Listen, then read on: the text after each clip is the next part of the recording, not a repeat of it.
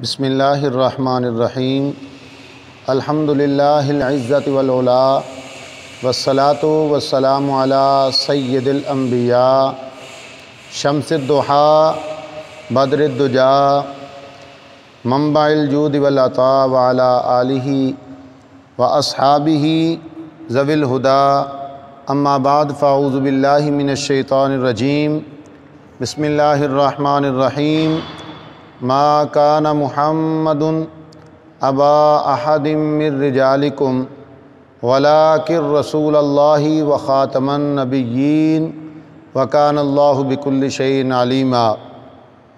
اللہ وحدہ لا شریک لہ کے پاک کلام قرآن مجید فرقان حمید نے جس بات کی طرف اشارہ فرمایا وہ بات قطعی الدلالت ہے کہ ہمارے پاک نبی صلی اللہ علیہ وسلم مدینے کے تاجدار حضور نبی غیب داں وسیلہ بے کساں آخر الزمان نبی ہیں، خاتم النبیین نبی ہیں، ختم نبوت کا تاج مصطفیٰ کریم صلی اللہ علیہ وسلم کے سر انور پر اللہ تعالیٰ نے سجایا۔ اور یہ آیت کریمہ جو حضور کے بارے میں اللہ سبحانہ و تعالی نے فرمایا ما کان محمد ابا احد من رجالکم ولکن رسول اللہ وخاتم النبیین، کہ محمد صلی اللہ علیہ وسلم مردوں میں سے یہ کسی کے باپ نہیں ہیں لیکن یہ اللہ کے رسول ہیں اور خاتم النبیین ہے۔ ختم کے معنی اختتام بھی ہوتا ہے اور ختم کا معنی مہر بھی ہوتا ہے۔ اگر اختتامی سمجھا جائے تو پھر بھی اس کا معنی یہ بنتا ہے کہ یہ آخر الزمان نبی ہیں، یہ آخری نبی ہیں، ان کے بعد کوئی نبی نہیں آئے گا۔ اگر ختم کا معنی مہر بنایا جائے یا مہر مانا جائے تو ڈاک خانے کا اصول ہے کہ جس چیز پر مہر لگ جائے نہ اس سے کوئی چیز نکل سکتی ہے نہ اس میں کوئی چیز داخل کی جا سکتی ہے۔ تو اس کا مطلب یہ ہوا کہ ختم نبوت کی مہر مصطفیٰ کریم صلی اللہ علیہ وسلم کی ذات پہ ہے، تو اس کا مطلب یہ ہوا کہ یہ اللہ کے آخری نبی ہیں۔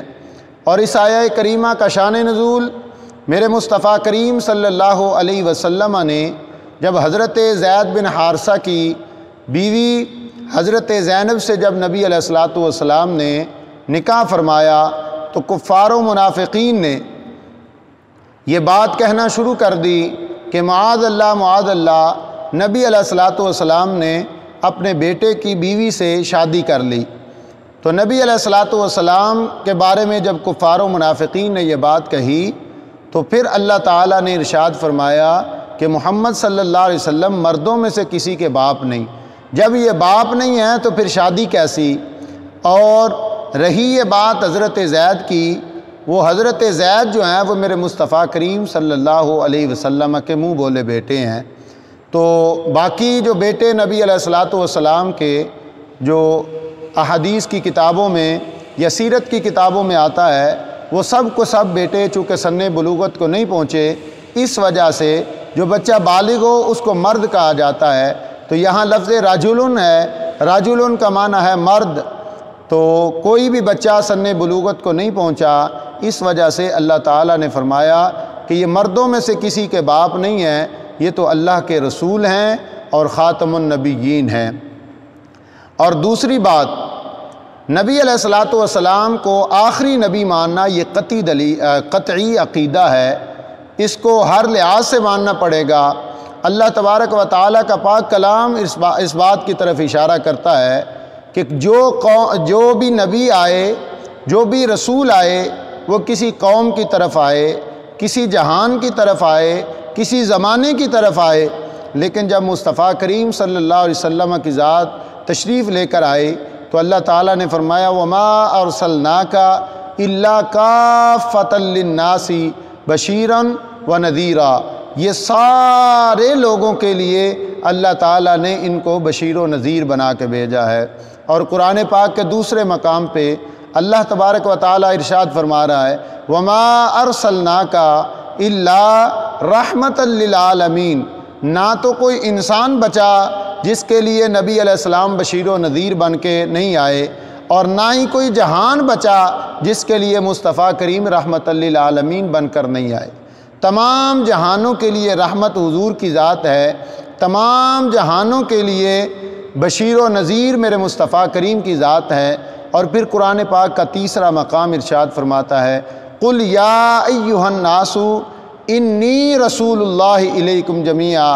اے محبوب ذرا اعلان نبوت، جس زبان نبوت سے تو نے توحید کا اقرار کیا، توحید کا اعلان کیا، آج اعلان کر دو کہ اے دنیا والو، میں ساری کائنات کے لیے اللہ کا رسول بن کے آیا ہوں۔ اور پھر قرآن پاک کی چوتھی آیہ مبارکہ اللہ تبارک و تعالیٰ نے ارشاد فرمایا، الیوم اکملت لکم دینکم واتممت علیکم نعمتی ورضیت لکم الاسلام دینا۔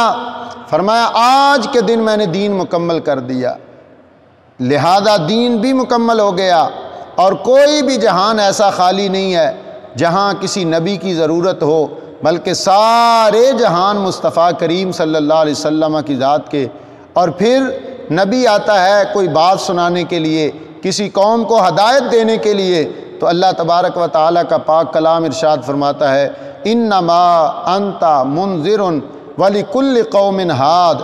فرمایا تو اے محبوب تو ڈر سنانے والے ہو، اور وَلِكُلِّ قَوْمٍ ہاد، ہر قوم کے لیے ہادی اللہ نے آپ کو بنا کے بھیج دیا۔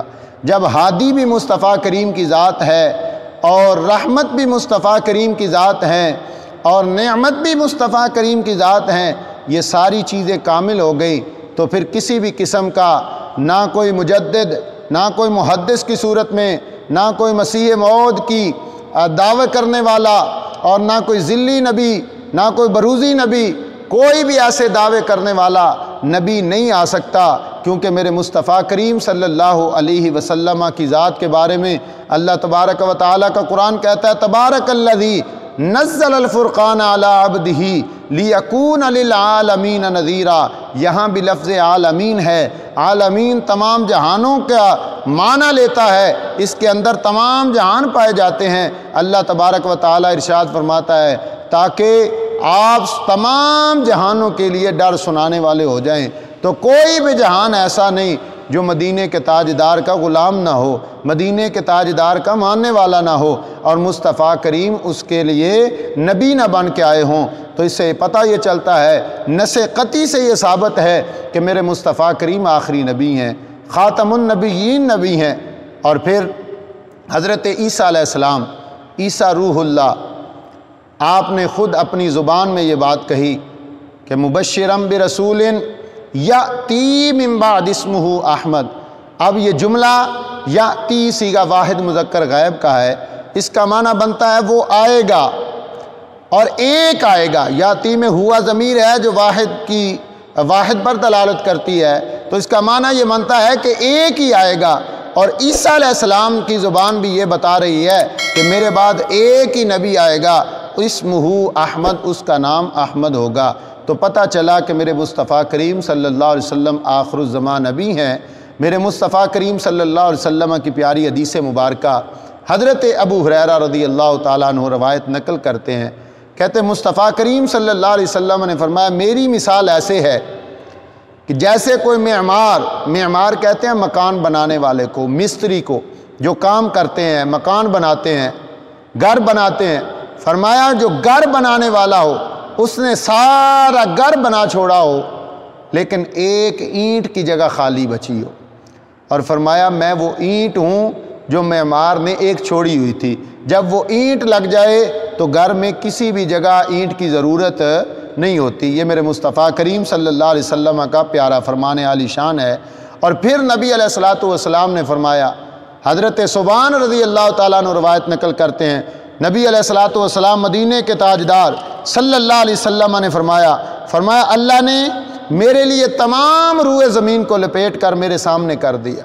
میں نے مشرق دیکھا، مغرب دیکھا، شمال دیکھا، جنوب دیکھا، اور دیکھ کر میرے مصطفیٰ کریم صلی اللہ علیہ وسلم نے فرمایا میری امت میں 30 کذاب ہوں گے، 30 کذاب، کذاب کہتے ہیں جھوٹ بولنے والا، اور کاذب بھی نہیں کہا، کاذبون بھی نہیں کہا، یہ کذابن یہ صفت مشبہ ہے، اس کا معنی یہ ہے کہ بہت زیادہ جھوٹ بولنے والے کذاب ہوں گے 30، اور وہ 30 کے 30 ہر ایک گمان کرے گا، زعم کرے گا، زعم کا مطلب گمان کرے گا کہ میں اللہ کا نبی ہوں، ہر ایک گمان کرے گا۔ تو عزیزان گرامی، میرے مصطفیٰ کریم صلی اللہ علیہ وسلم نے پھر بھی یہ ارشاد فرمایا جب وہ 30 کذاب ہوں تو ان کے سامنے بھی ایک ہی بات ہے، انا خاتم النبیین لا نبی بعدی، میں آخری نبی ہوں، میرے بعد کوئی بھی نبی نہیں ہوگا۔ تو میرے مصطفیٰ کریم صلی اللہ علیہ وسلم کی احادیث طیبہ سے بھی یہ بات ثابت ہوتی ہے کہ حضور آخر الزمان نبی ہیں۔ لیکن بات کیا ہے، آج جب کسی مرزئی سے بات کی جائے تو وہ چونسا دیتے ہیں، کہتے ہیں لا الہ الا اللہ محمد رسول اللہ، ہم بھی کلمہ پڑھتے ہیں۔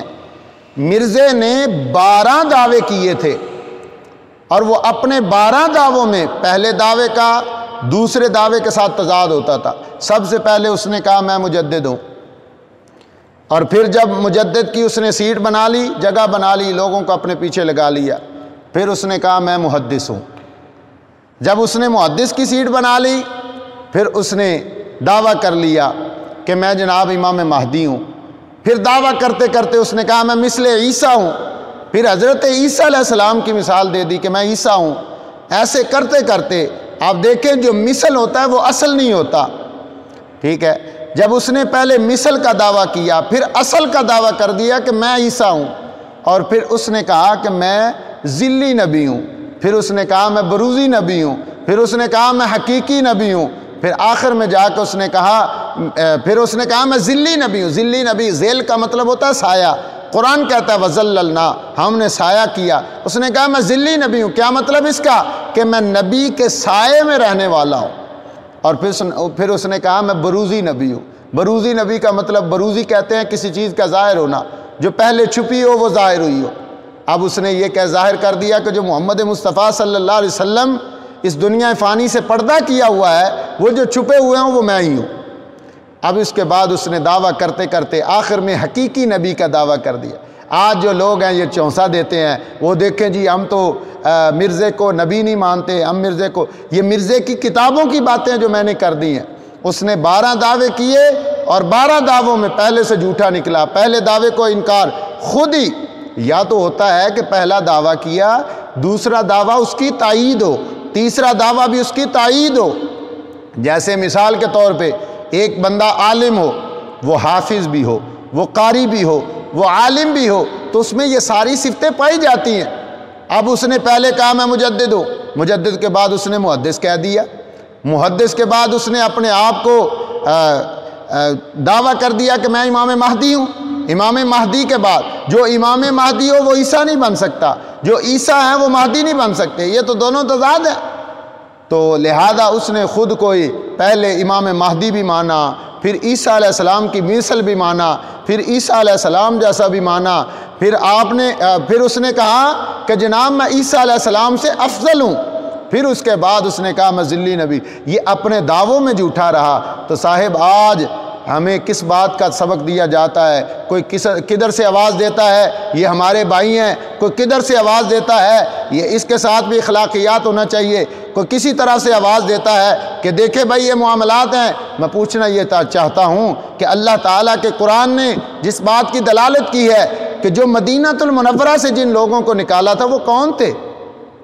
وہ بظاہر وضو کر کے بیٹھے ہوئے تھے، لیکن اللہ تعالیٰ نے فرمایا ما کان اللہ لیذر المؤمنین علی ما انتم علیہ حتی یمیز الخبیث من الطیب۔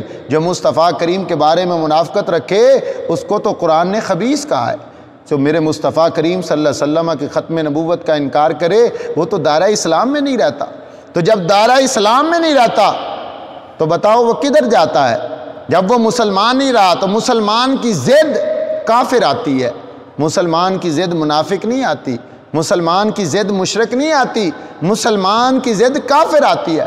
اسلام کی ضد کفر ہے، اور جب اسلام کی ضد کفر ہے، دائرہ اسلام سے کوئی خارج ہوتا ہے وہ کیا بنے گا؟ وہ کافر ہوگا۔ اور جو کافر ہے اس کے بارے میں اللہ کا قرآن کہتا ہے تمہارے کبھی دوست نہیں بن سکتے۔ آج ہمیں کسی طرح کی دوستی کی ضرورت نہیں ہے، آج مصطفیٰ کریم صلی اللہ علیہ وسلم کی عزت و ناموس کا پہرا دینے کی بات ہے، آج حضور کی ختم نبوت پر پہرا دینے کی بات ہے۔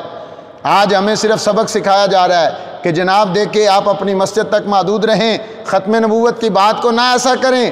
بھئی ختم نبوت کی بات تو اتنی اہم ہے کہ بدر والوں کو، میدان بدر میں اترنے والوں کو میرے مصطفیٰ کریم صلی اللہ علیہ وسلم نے فرمایا آج کے دن کے بعد تم پر جنت واجب ہو چکی ہے، جو چاہو کرو۔ لیکن جب مسیلمہ کذاب نے جھوٹا نبوت کا دعویٰ کیا تو سیدنا ابوبکر صدیق نے فرمایا تم میرے محبوب کی امانت ضرور ہو، حضور کی خوشخبری ضرور ہو، تم ساری کائنات سے افضل ضرور ہو، لیکن آج جو نبی کی عزت پہ پہرا دے گا وہی عزت اور عظمت والا ہوگا۔ تو اللہ تعالیٰ ہم سب کو نبی علیہ الصلوۃ والسلام کی عزت و ناموس کی حفاظت کرنے کی توفیق عطا فرمائے۔ صاحب میرے رب کا قرآن کہتا ہے ان الذین یؤذون اللہ ورسولہ لعنہم اللہ فی الدنیا والآخرہ۔ آج تو ہمیں صلح کلی کا درس دیا جاتا ہے، نہ بھئی کسی کو کچھ نہ کہیں، تو یہ تو میرا رب لعنت بھیج رہا ہے کس پر؟ فرمایا محبوب جو تمہیں تکلیف دیں، جو تمہیں ایذا دیں، جو تمہیں تکلیف دیں، اللہ ان پر دنیا میں بھی لعنت بھیجتا ہے، آخرت میں بھی لعنت بھیجتا ہے۔ تو صاحب جو میرے مصطفیٰ کریم کا کلمہ نہیں پڑھ سکتا، جو کلمہ پڑھ کے اس پر پورا نہیں اتر سکتا، تو میرے مصطفیٰ کریم صلی اللہ علیہ وسلم سے اس کا تعلق کیا ہے؟ تو تعلق تو اس کا ہی ہوگا کہ جو کو کسیدہ عاشق ہوئے گل سیدی کردہ لکھ لکھ مکر بہانے کر کے مرنے اودے مردہ۔